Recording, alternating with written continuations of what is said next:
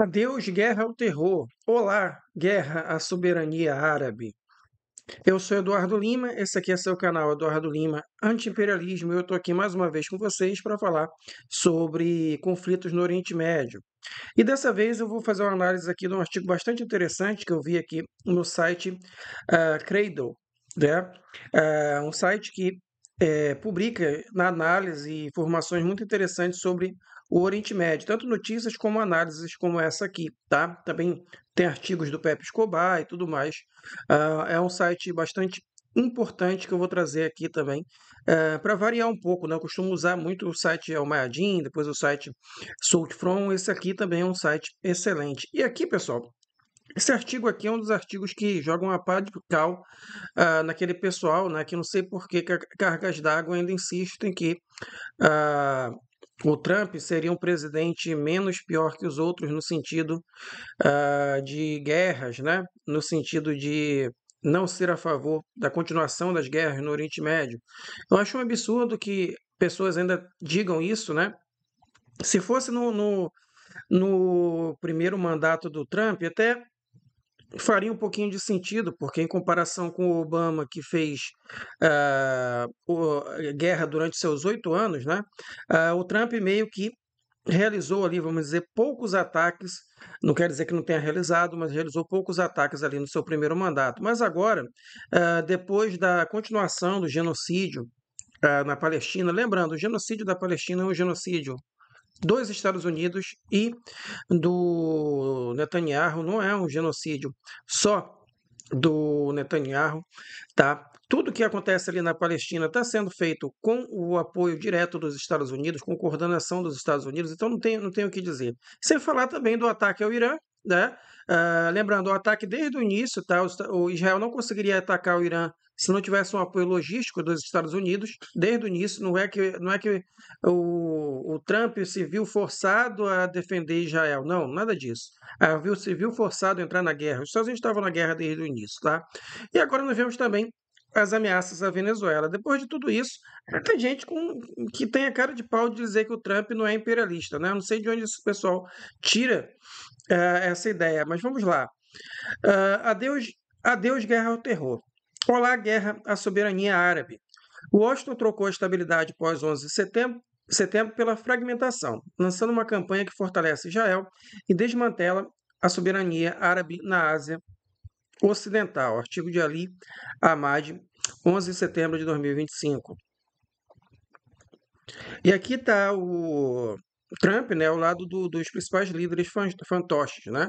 Aqui o Jolani, né, que é o líder da Arábia Saudita, aqui o Jolani, né, da Síria. Foi colocado lá também principalmente pela Turquia, mas também por Israel, tá? Com o apoio de Israel, e agora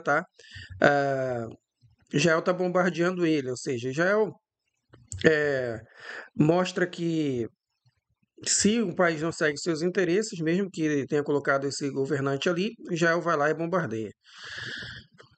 Mas vamos aqui ao que interessa. Washington desmantelou sua estratégia de décadas de equilibrar potências regionais concorrentes no oeste da Ásia, optando, em vez disso, por desestabilizar a região por meio de seu amplo apoio militar, diplomático e de inteligência ao estado de ocupação israelense. Enquanto os anos após 11 de setembro foram definidos pela mudança de regime e construção de nações lideradas pelos Estados Unidos, a estratégia atual é definida pela destruição do Estado e erosão da governança. Essa transformação se reflete mais claramente na nova audácia de Israel. O funcionário do governo Biden, Amos Hochstein, declarou Tel Aviv como a hegemonia militar absoluta, esmagadora e dominante do Oriente Médio. Só nos últimos dias Israel bombardeou Gaza, Líbano, Síria e Iêmen e pela primeira vez o Catar, país alinhado aos Estados Unidos. Então vocês podem ver que esse artigo é recente, tá? Já que o ataque ao Catar foi é, foi ontem, né? Ontem ou anteontem? Foi ontem, tá, pessoal? Um hegemon blocks armado pelo Império. Esta é uma formulação que oculta deliberadamente a total dependência do Estado ocupante da infraestrutura militar, econômica e diplomática ocidental.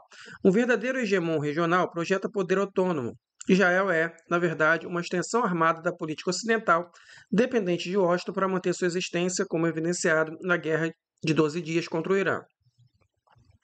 Os Estados Árabes e a Turquia, temendo uma reação do Ocidente, continuam relutantes em confrontar Tel Aviv, mesmo enquanto ela dispara mísseis fabricados nos Estados Unidos a partir do espaço aéreo controlado pelos Estados Unidos sobre o Iraque e a Síria, reabastecido no ar por petroleiros americanos e guiados por alvos de satélites. Aqui, pessoal, ó, reabastecido no ar por petroleiros americanos e guiados por alvos de satélites dos Estados Unidos. Nenhum ataque ao Irã seria feito se não fosse com o apoio dos Estados Unidos de Donald Trump. Acabou.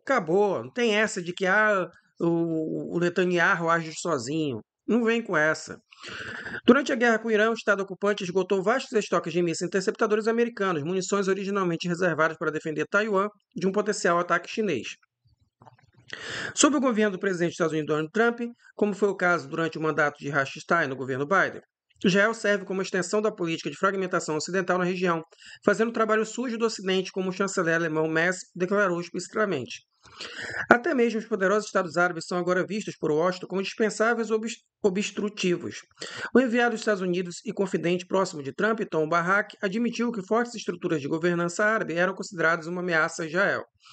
Isso reflete uma decisão consciente de priorizar a liberdade de ação do Estado ocupante, que tem precedente sobre a soberania ou estabilidade árabe. As capitais do Golfo Pérsico e do Levante são pressionadas a continuar fornecendo combustível e armas tão necessários a Tel Aviv, mesmo enquanto emitem condenações teatrais destinadas a aplacar a indignação interna. Antes, os Estados Unidos buscavam conflitos controlados e relativa estabilidade no Golfo Pérsico e no Levante. Agora buscam abertamente o enfraquecimento, até mesmo a desintegração dos Estados Árabes em favor da primazia absoluta de Israel.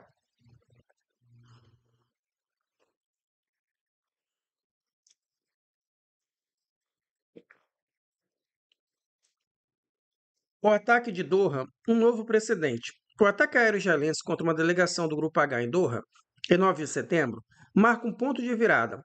A delegação envolvida em negociações de cessar-fogo na época foi atacada em solo catariano, uma flagrante violação da soberania de um aliado americano. O ataque israelense teve como alvo o líder sênior do Grupo H, Khalil al-Hayya, entre outras autoridades, enquanto se reuniam para discutir a mais recente proposta dos Estados Unidos para um cessar-fogo em Gaza. O filho de Raia e outros 4 membros do escalão inferior do Grupo H foram mortos. No entanto, Raia e outros altos funcionários sobreviveram. Um membro das forças de segurança do Catar também foi morto no ataque ilegal. Como resultado, 6 pessoas foram mortas. Este ataque descarado, realizado durante negociações ativas, abalou a própria estrutura da diplomacia administrada pelos Estados Unidos. Tel Aviv não avisou Doha. Embora o presidente Trump tenha afirmado estar muito descontente com o ataque, relatos da imprensa hebraica afirmaram que os Estados Unidos foram informados com antecedência até aprovar o ataque. Um funcionário da Casa Branca disse à AFP: "Fomos informados com antecedência." Autoridades americanas, incluindo Trump, posteriormente alegaram ter dado ao Catar um aviso tardio. Um porta-voz do Ministério das Relações Exteriores do Catar disse que Doha recebeu a ligação de Washington quando as bombas estavam explodindo. Rejeito completamente que os americanos nos tenham informado antes do ataque. A ação de Israel é um ato T, negando as alegações de ter recebido qualquer aviso prévio sobre o ataque. Apesar de Trump ter afirmado ter garantido a Doha que tal coisa não acontecerá novamente em seu território, o embaixador israelense nos Estados Unidos, Yechiel Leiter, disse que Tel Aviv poderia atacar o Catar novamente para garantir o assassinato bem-sucedido dos líderes do Grupo H que sobreviveram. Se não os pegamos desta vez, os pegaremos da próxima vez, disse ele à Fox News. Emirados Árabes Unidos, Arábia Saudita, Egito, Turquia e países europeus se uniram à reação. O secretário-geral do Conselho de Cooperação do Golfo, CCG, Jassim al-Budaiwi, também condenou o ataque como um ato desprezível e covarde. Enfatizou que o Conselho apoia o Catar. A ONU denunciou o ataque como uma flagrante violação de soberania. O momento e o local do ataque, uma sede da liderança política do H, localizado no bairro diplomático de Doha, a Lagoa da Bahia Oeste, não só destruíram todas as ilusões de diplomacia confiável, como também expuseram a total subordinação de Washington à soberania dos aliados árabes aos objetivos militares de Tel Aviv. O Catar é o único aliado militar dos Estados Unidos fora da OTAN, mas até que ponto Washington estaria disposto a sacrificar seus aliados em nome de Israel? Uma nova estratégia: da estabilidade à fragmentação. Líbano e Síria ilustram a forma final dessa estratégia. Espaços semi-governados, despojados de soberania significativa, sangrados por crises externas e internas e rotineiramente submetidos a bombardeios israelenses. Esses estados são coagidos a concessões intermináveis, enquanto Tel Aviv corta a grama para lembrá-los de quem controla o céu. Corta a grama é um termo usado para quando Israel faz seus ataques, né? Inclusive, isso aí já é um termo usado dos ataques de tempos em tempos que Israel faz contra a Gaza, tá? Quando Gaza começa a se reestruturar, Israel vai lá e corta a grama. O que é cortar a grama? É o que vocês estão vendo aí, o assassinato brutal de civis e a destruição, a transformação em pó da infraestrutura de Gaza, tá, pessoal? É isso que eles chamam de cortar a grama, para tu ver como é a linguagem desses psicopatas, tá, pessoal? Segundo a nova doutrina americana, o objetivo não é a vitória, mas a paralisia. O resultado desejado é a interrupção perpétua das funções da governança, da segurança e da diplomacia do Estado, não apenas a dominação militar. Washington descartou o modelo da guerra ao terror, cujo objetivo era instalar regimes submissos. Agora o objetivo é impedir que a própria governança se torne coerente em qualquer Estado considerado hostil ou mesmo neutro aos interesses ocidentais. A frustração de Washington com a crescente capacidade de dissuasão e a rede de alianças do Irã também acelerou essa mudança. O eixo da resistência restringiu a capacidade de manobra dos Estados Unidos e de Israel em um momento em que Washington esperava se voltar para o confronto com a China e a Rússia. Essa mudança nunca se materializou. Em vez disso, os Estados Unidos intensificaram sua investida na Ásia Ocidental, mas com um manual radicalmente destrutivo. A Operação Inundação de Al-Aqsa, de 7 de outubro de 2023, expôs essa mudança. Em resposta à ação coordenada do Grupo H, Washington nem sequer fingiu favorecer acordos políticos. Inundou Tel Aviv com armas, inteligência e imunidade diplomática, incentivando não uma solução negociada, mas a destruição máxima de Gaza e, por extensão, o desmoronamento da governança palestina. As potências europeias também se alinharam. A França, apesar da postura pública em torno da criação de um Estado palestino, expandiu suas exportações de armas para Israel em níveis sem precedentes. A retórica e a realidade agora divergem completamente. Aqui, pessoal, eu nem sabia disso aqui, tá? Eu nem sabia disso aqui, eu já falava. Ó, eu já falava disso e eu nem sabia. Que é o quê? Eu li isso aqui agora. Eu tô lendo com vocês. Eu tô achando, desconfiando muito, tá? Desses estados da Europa que estão reconhecendo, estão dizendo que estão reconhecendo o Estado palestino, tá? Pode ser até que alguns governos estejam falando sinceramente, mas eu fico com o pé atrás, com todos eles, tá? Porque é muito fácil fazer o que a França está fazendo, né? Diz que reconhece o Estado palestino para quê? Para evitar protestos internos. Aí fala, não, ó, não vem protestar contra o meu governo, fazer manifestação pela Palestina aqui, não precisa. Meu governo já está apoiando a Palestina, né? Enquanto isso, vai jogando arma para Israel. Na realidade, vai jogando arma para Israel. Ou seja, é uma tática de distração da opinião pública interna, entendeu? Fingir que reconhece o Estado palestino, quando na verdade está ajudando Israel a destruir os palestinos, né?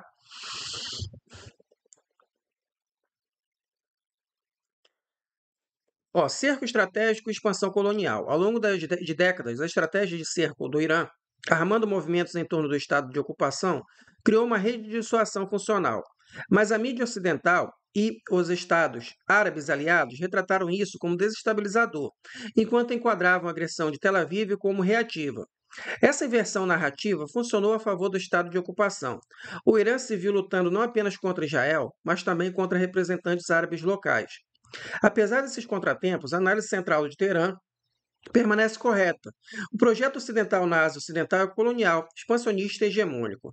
A adesão aberta do primeiro-ministro israelense Benjamin Netanyahu ao Grande Israel, antes descartada por analistas ocidentais como retórica marginal, agora recebe aprovação tácita em torno de política. As velhas mentiras foram descartadas. A expansão é o plano.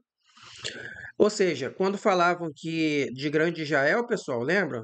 Falavam que era teoria da conspiração. Ah, é uma teoria da conspiração antissemita. Israel não quer se expandir, Israel só se defende. Agora, publicamente, os políticos israelenses, inclusive o Benjamin Netanyahu, já falam abertamente da tal grande Israel, tá vendo? Ó, onde antes Washington afirmava construir nações, agora as destrói para garantir poder. A estabilidade só é tolerada quando serve ao controle ocidental. Quando não serve, estados serão destruídos, como visto na Síria. As implicações são abrangentes. Uma potência global agora busca abertamente a fragmentação como uma estratégia, sacrificando aliados, normas e instituições para proteger sua colônia de colonos clientes. A Ásia Ocidental é o campo de testes, mas a lógica pode se estender muito além dela, para a América Latina. Já vemos a ameaça desse tipo ali na Venezuela, né? Então, a destruição da Venezuela pode ser o início ali da destruição de outros países, inclusive o Brasil, tá? Não descarte essa possibilidade, tá bom? E, pessoal, vamos ficar alerta, tá, pessoal? Eu tenho reparado aí, tá? Duas informações que eu vou dar. Eu vi numa pesquisa, né, falando... Infelizmente, eu não me lembro qual é a pesquisa, mas falando que o fã-clube do Trump, o maior fã-clube do Trump, fã-clube que eu tô falando não é fã-clube no sentido oficial, não. Fã-clube no sentido de quantidade de fãs, né? Vou falar quantidade de fãs, né? Ao invés de fã-clube. Tá. Maior quantidade de fãs do Trump fora dos Estados Unidos é onde? É em Israel? É na Ucrânia? Não. É no Brasil. É justamente do Brasil. No Brasil. Para tu ver o nível de degradação que a nossa sociedade está e o nível de penetração dessas guerras psicológicas feitas pelos Estados Unidos no nosso país. Para tu ver o nível, tá? Para tu ver o nível. Então, aquela bandeira dos Estados Unidos lá no 7 de setembro, aquilo ali não é um caso isolado, não. Tá? E tem outra coisa, outro movimento que eu estou vendo. Para além disso, e com relação com isso, o que tem? Existem certos influencers aí, tá? Que sabem disso, né? Que a militância pró-Trump é muito engajada. E o que eles fazem? Eles ficam fazendo notícias favoráveis ao Trump, né? Para quê? Para ganhar engajamento dessa galera, para ganhar dinheiro. Ou seja, mentem por dinheiro, né? Ah, o Trump não está querendo guerra, o Trump brigou com Netanyahu, o Trump vai modificar o Oriente Médio, o Trump... Então, vocês tomem muito cuidado com isso, tá bom? Esses caras querem dinheiro, esses caras que estão mentindo por dinheiro. Então, tomem muito cuidado com isso, tá bom? O Trump é um imperialista como qualquer outro, senão ele não teria continuado mandando armas para Israel e não teria atacado o Irã, tá? E não estaria ameaçando a Venezuela. E não teria dado aval para o ataque ao Catar. Então, ele está seguindo o modelo Biden, com a exceção da Ucrânia, né? E até lá ele tem continuado ali com a ajuda tecnológica para os ataques da Ucrânia. Parou de mandar armas, tá? Porque estava gastando muito dinheiro. Simplesmente uma questão pragmática, né? Simplesmente uma questão pragmática. Ele redirecionou a sua atenção para o Oriente Médio, né? Ao invés da Ucrânia. Mas tirando isso, não tem nada, absolutamente nada, que prove que o Trump não é tão imperialista como os últimos presidentes que os Estados Unidos tiveram, tá? Então, tome muito cuidado com certas pessoas que querem desinformar por dinheiro, tá? Desinformar por dinheiro. Bom, tá aí. Essa é a situação. Espero que vocês tenham gostado. Se você for novo aqui, se inscreva, clique no sininho, ative as nossas notificações. Mas vem aqui todo dia, porque tem vídeo quase todo dia, nem sempre o YouTube manda as nossas notificações, tá? Deixa um comentário para que o próximo vídeo apareça para você. Lembrando, o canal não pode ser monetizado devido aos assuntos sensíveis que a gente trata aqui. Então, só com a sua ajuda, eu posso ter alguma renda com esse canal. Então, se você acha meu trabalho importante, o número do Pix está na descrição. Até a próxima!